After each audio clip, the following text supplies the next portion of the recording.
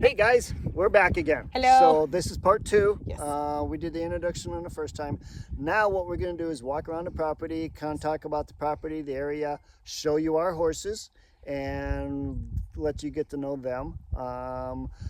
Before we do that, I do want to say that with the sanctuary, yes, it's for wild horses, but we also do, my wife and I personally, we do rescues also. Of the 5 horses, 4 of them right now are basically a rescue. My personal horse had a year and a half ago a really bad injury. He cut his leg all the way down to the bone. It's coming back. It looks pretty good right now. But that's the thing, you know, it's a rescue in a way. We do have an actual rescue, and that's Flower. She is a Missouri Foxtrotter. She came to us as a rescue, and we are rehabilitating her back to health. Sandy is our old lady. She's 35 years old, and she had a rough life when she was younger. So in essence, she's also a rescue. Tacoma. She had a horrible accident a couple years ago. She was bit by the dog, tore her tore her leg open. She was an endurance horse. She is done with that part of her life. Now she's kind of a pasture pet, okay? And then the last one, who is the only one who's never been injured or anything like that, is Dusty. And she's, like I said, she's the only one who's not a rescue right now or temporarily injured or whatnot. So let's go meet the horses. So Chief is my buddy. He's my personal horse. He's the one who has a leg injury that was pretty bad. We weren't quite sure if he was going to make it. Chief is 28, 29 years old. I'm not sure exactly on that because when I got him, nobody really knew exactly what year it was. So it's 1 year. It's either like 28 or 29. He's a great boy and I love him, and you can see he's a character. So the next one over here is Flower, and this, I said, is our rescue. Now, Flower is the Missouri Foxtrotter, and she really has had a tough life. She came to us with a myriad of problems, and we're working her through that, and she's doing all right. The latest one that we've been able to finally kind of get ahead of is laminitis, and we had her feet trimmed the other day by the farrier, and she's walking better, she's feeling better, she has more energy. So let's kind of go around this way so we're not going through them. Hey there, bud. Sorry for the new format, guys. We're trying something new and it's working. So our sunbather down here, this is Tacoma. So Tacoma is another one of the injured horses that we have. You have to back that up a little bit, maybe a little bit higher. Turn it. There we go. There you go. Tacoma was an endurance horse. She is no longer really rideable. My wife possibly can ride her around the property a little bit, but that's about it. Because she comes up lane pretty fast on that. She's the one who had the dog bite and ripped up her leg pretty good. So I'm going to show you this one over here. This is our old lady. How you there, baby girl? And this is Sandy. Sandy is 35 years old. She had a rough life with competition and stuff like that when she was earlier. So now she's just a pasture pet and she deserves it. So let's go back over here and I'll show you Dusty. Okay, this big girl is Dusty. Her real name is Dusty Rose, and she's walking away because sometimes she's a real butthead. She's not a fan of us trying to stick this big old thing near her face. But if we can kind of get Dusty. Let's head her off and go the other way. This is what happens when you're dealing with real horses, guys. They don't always cooperate. Yeah. They're not a fan of sticking big things on sticks in their faces. Cool. All right, so there's Dusty, and I think she just went out screen. Okay. But she's the only one who does not have an injury or anything like that.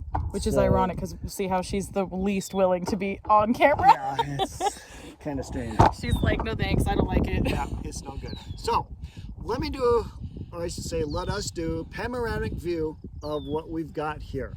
Yes. So I'm going to kind of turn around And behind me is what's called Square Butte. And I think, yeah, there you can kind of go there. Perfect. So if anybody is aware of the artist from Montana back in the late 1800s, early 1900s, a gentleman by the name of Charlie Russell, or Charles M. Russell. That butte is in a lot of his paintings. So it's a pretty famous landmark around the area and in Montana, and we're at the bottom of it. So that's pretty cool. So let me kind of come over here. Now the mountains in the background here is what is the beginning as known as the Bob Marshall Wilderness. And it is a true wilderness. It's a few million acres on kind of central west Montana. So we got beautiful view. There's snow on the top still in there. I'm not sure if you guys can see that or not, but those mountains are rugged mountains. They're not that far away, but it still gives us a great view. So keep kind of panoraming, going around. Behind me here is what's known as the Big Belt Mountains, and that's just a ring of mountains, and it's a mineral deposit is how they got their name on that. So let's kind of walk a little bit, and you may not see me because I would rather have the property in instead of just me. And I'll talk a little bit about what we got going on here. So the fence line kind of goes down there. You may or may not see the flag. There's 3 posts off to the left there. We nicknamed them the Three Amigos because those are scratching posts for the horses. Right in front of us is kind of a greenish area. In the springtime, it's real marshy and there's water that flows through here. Now it's kind of dried up, but it's still, there's water underground. Out in the distance there, it's real green. There is an actual creek out there, and it's called Little Muddy Creek, and it's still flowing. It's got water in it, and I'm going to be nice to Kate, so we're not going to walk all the way down there. So that is very lush, lots of grass, lots of green. We kind of come around this way. You really can't see the fence on the other side because 40 acres is a lot of land, and it's pretty nice. But it goes all the way up to the road, kind of where those power poles are, is where our property ends. And somewhere out there, anyway, I'm not going to try to figure out, is that corner of the property. So this is it, guys. This is what we've been working for with the sanctuary. This is the beginning that we can have to bring in a few more horses from the Bureau of Land Management, or that are actual mustangs that people can't handle anymore or just need to get rid of. And still, it's a Mustang, it's from the BLM, and that's who we are. So Kate, I don't know, do you have anything you want to add? Yeah, the only thing I wanted to add is we know you guys have been asking a lot of questions about the property and about horses and stuff. We haven't been ignoring you on purpose. Jim has no Wi-Fi on here. Like, it's amazing we even have cell service, but he hasn't been able to see any of the messages, and I haven't had a chance to let him know that there have been messages, so we apologize about that. I did want to point out that I know there's been some questions about how many horses you can have because people do the whole per acre thing. Just know that, remember, this is a starting property. Like the fact we finally have property after how long of not having it is massive, and we just need people to remember that the way we can get more is by, utilizing resources for nonprofits and also for your guys' support. So we do have lots of long-term plans. We plan on having an education center out here, and like places for Mustangs to be rehomed and rehabilitated and be trained to ride, and then other ones that'll just be free on the property. But that will take time, and that will take more property to get to that point. So one thing that is going to be coming this summer, we're planning on putting up 3 shelters for the horses to help get them out of the wind, out of the sun, out of the weather, things like that. Because the only thing this place doesn't have is trees and stuff for shelter. That's the one thing it doesn't have. But we're also planning on planting some trees around for that too. But we do need to have 3 shelters. So I am going to put it out to you guys. Help us out. you know, donations, and I appreciate so much those of you who donate every month or once a year or whatever it is. It's really helping things the way it's going. We're really looking good that possibly we can do some other things in the future with that money. So, but this is a start. Yes. This is where it starts. This is where it's going to begin. Yes. Okay. Yeah, so we just wanted to kind of, you know, give you guys a chance to see the property's real. It does exist. We also, you know, wanted to make sure you guys kind of knew there are still more long-term plans. But the fact that Jim and his wife were able to do this is awesome.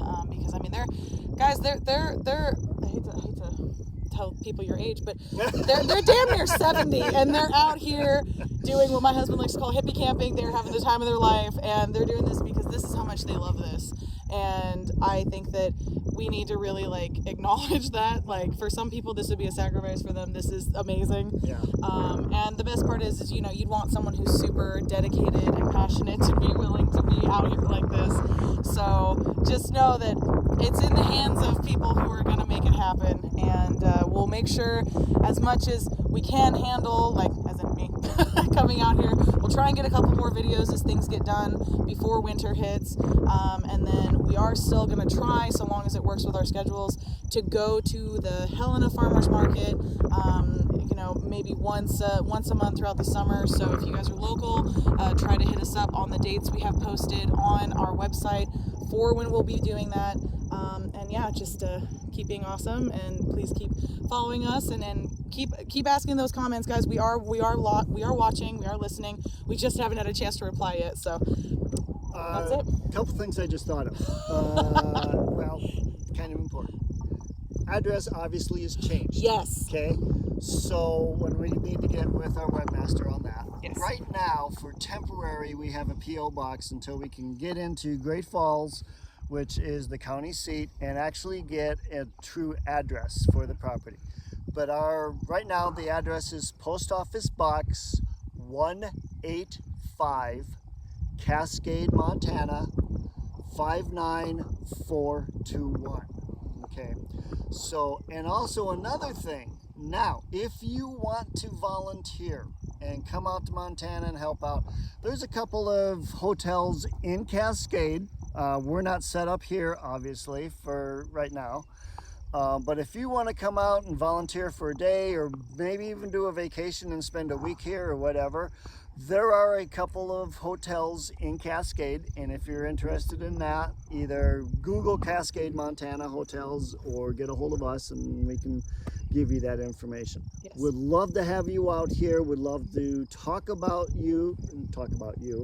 talk about the property and what we're going to be doing face to face. I would dearly love that. Plus, it gives me a chance to see some of you that have been following us and supporting us the whole time. Yes, exactly. Awesome. Well, thank you guys for tuning in. Again, sorry it's been a while, but I hope this is sufficient proof as to why it's been a while. Jim and I have barely talked for the last month because he's been so busy. But yeah. In fact, she actually called me the other day and says, "Are you alive?" I was like, "Are you okay?" But yeah, so this is it, guys. This is what it's been all about. All right, guys. Thanks a lot. We'll talk to you later.